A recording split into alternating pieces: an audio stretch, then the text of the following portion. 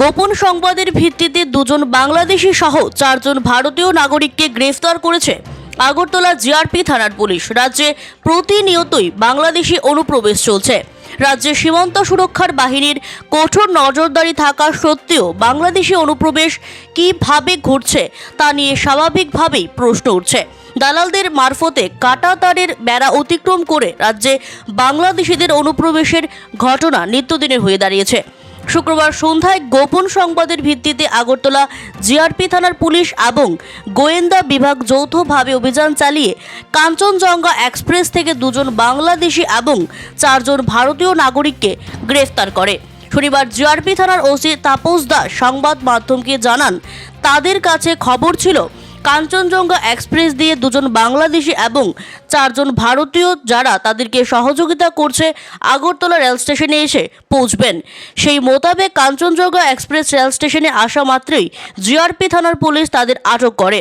তাদের কাছ থেকে ভারতীয় মুদ্রা এবং বাংলাদেশের মুদ্রা সহ মোবাইল পাওয়া যায়, সেগুলি পুলিশ বাজেয়াপ্ত করে নেয়। গতকালকে প্রায় সন্ধ্যা 5:30টার দিকে আমাদের কাছে একটা খবর আসে, গোপন সংবাদ, যে আমাদের যে কাঞ্চনজঙ্ঘা এক্সপ্রেস আসছে আগরতলা রেল স্টেশনে, তো ওটার মধ্যে কিছু বাংলাদেশি লোক আছে এবং তারা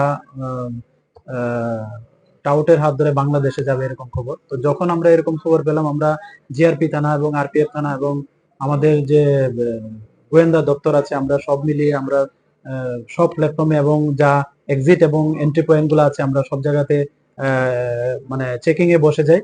তারপর যেইমাত্র কাঞ্চনজঙ্ঘা এক্সপ্রেস ট্রেনটা আসলো, তো আমরা দেখলাম এখানে একজন জেন্টস এবং একজন লেডিস সঙ্গে আরো 4জন আছে, মানে টোটাল 6জন। তারা খুব স্পিডে মেইন গেটের দিকে যাচ্ছিল, মানে এক্সিট হওয়ার জন্য। তো তাদের গতিবিধি দেখে আমাদের সন্দেহ হয়। তারপর আমরা তাদেরকে আটক করি। আটক করে জিজ্ঞাসাবাদ করলে তারা একে একে বলে যে 2জন এখানে বাংলাদেশি আছেন এবং 4জন তাদের বাড়ি এখানেই। তো তারপর আমরা আমাদের থানাতে নিয়ে আসি এবং একটা কেস আমরা নেই, মামলা নেই। তো এই মামলাতে তাদের 6জনকে অ্যারেস্ট করা হয়েছে। তো তাদের নাম জিজ্ঞেস করলে বলে যারা বাংলাদেশি, যিনি লেডিস আছেন উনি বলছেন উনির নাম শ্রীমতী রূপসী রানী মজুমদার, উনা কুমিল্লা ডিস্ট্রিক্টে বাড়ি। আর যিনি পুরুষ লোক জেন্টস ছিলেন ওনার নাম শাকুল চন্দ্র বৈদ্য, ওনারও চাঁদপুর ডিস্ট্রিক্ট বাংলাদেশ বাড়ি। ওনার সম্পর্কে বলছে স্বামী স্ত্রী এবং ওনার সঙ্গে তাদের একটা বাচ্চাও আছে। তো আর যারা 4জন সঙ্গে ছিল তাদের নাম হলো শ্রী লক্ষ্মণ সরকার, তারপরে আছে দ্বিজন নম দাস, তারপরে আছে সঞ্জিত সাহা এবং সুমন দেব।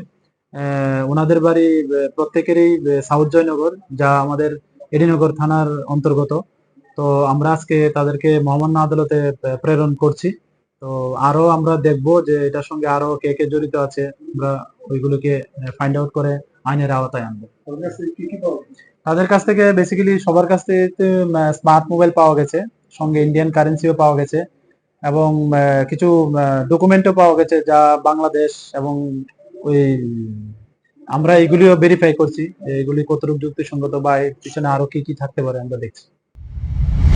Siri TV, channel for news and entertainment.